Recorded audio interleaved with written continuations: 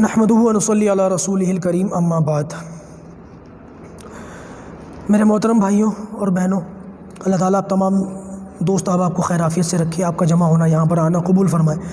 ہم سب جانتے ہیں کہ یہ ہماری شعبان کے تعلق سے چوتھی نشست ہے، اور آپ تمام سے ایک درخواست یہ بھی کروں گا کہ انشاءاللہ ان قریب ہم رمضان کورس بھی جلد شروع کرنے والے ہیں۔ اس کورس سے شروع ہونے سے پہلے جتنا زیادہ ہم لوگوں کو دعوت دے سکیں دیں، اور اس پر لانے کی کوشش کریں کہ رمضان سلیبس سے جڑ کر، رمضان کورس سے جڑ کر لوگوں کا رمضان کا مہینہ وہ اچھا ہو جائے۔ جتنے لوگ ہماری وجہ سے جڑیں گے ان کا فائدہ ہوگا، اور ان کے فائدہ ہونے کی وجہ سے ہمیں بھی اس کا اجر اللہ تعالیٰ کے یہاں ملے گا، اس بات کی امید ہے۔ بہرحال عرض یہ کر رہا تھا کہ شعبان کی رات جو ہے یہ فضیلت سے خالی نہیں ہے۔ بعض روایتوں کے اندر آتا ہے کہ اس رات میں ایک فرشتہ آواز لگاتا ہے اللہ تعالیٰ کی طرف سے کہ ہے کوئی بخشش چاہنے والا، یعنی کہ شب قدر کے تعلق سے بھی آتا ہے اور شب برات کے تعلق سے بھی آتا ہے کہ ایک فرشتہ اللہ تعالیٰ کی طرف سے اعلان کرتا ہے کہ ہے کوئی بخشش چاہنے والا، ہے کوئی مانگنے والا۔ اللہ تعالیٰ کہہ رہا ہے کہ کوئی مانگنے والا ہو تو اس کی میں ضرورت کو پورا کروں، ہے کوئی بخشش چاہنے والا تو میں اس کو معاف کروں، اور ساری رات یہ اعلان چلتا ہے۔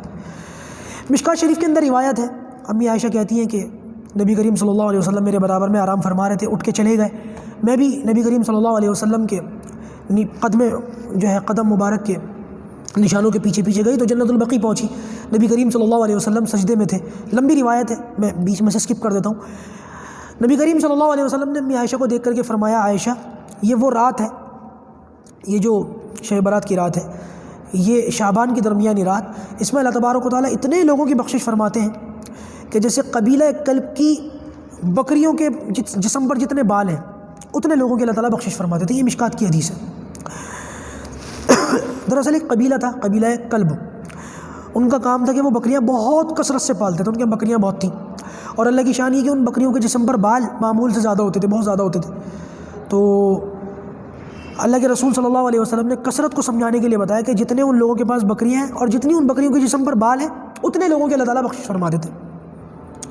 البتہ علماء نے فرمایا کہ اتنی بخشش کے باوجود بھی کچھ لوگ ایسے ہیں کہ ان کی بخشش نہیں ہوتی اس رات میں۔ اللہ تعالیٰ ایسے لوگوں میں ہونے سے ہماری حفاظت فرمائے۔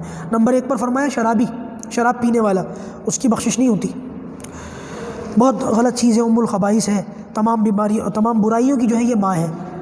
اس سے اللہ تعالیٰ ہم سب کو بچنے کی توفیق عطا فرمائے، جو لگے ہوئے اللہ تعالیٰ ان کو بھی بچنے کی توفیق عطا فرمائے۔ دوسرا فرمایا ماں باپ کا نافرمان۔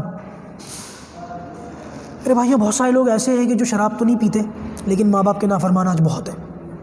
تقریباً ہر دوسرے گھر میں یہ مصیبت ہے کہ ماں باپ کی نافرمانی چلتی رہتی ہے۔ دیکھیے بہت سا معاملہ ایسا ہے کہ ہمارے جو نوجوان ہوتے ہیں نا 14-15 سال کے، ان کے اندر خون گرم ہوتا ہے، یہ جوانی اور بچپن کے بیچ میں ہوتے ہیں، ان کا یہ معاملہ ذرا زیادہ ہوتا ہے ماں باپ کے ساتھ، اور شادی شدہ لوگوں کے اندر بھی کچھ اعتدال نہ ہونے کی وجہ سے، سارے ایسے نہیں ہوتے لیکن کچھ لوگوں کے اندر بھی یہ ماحول ہے۔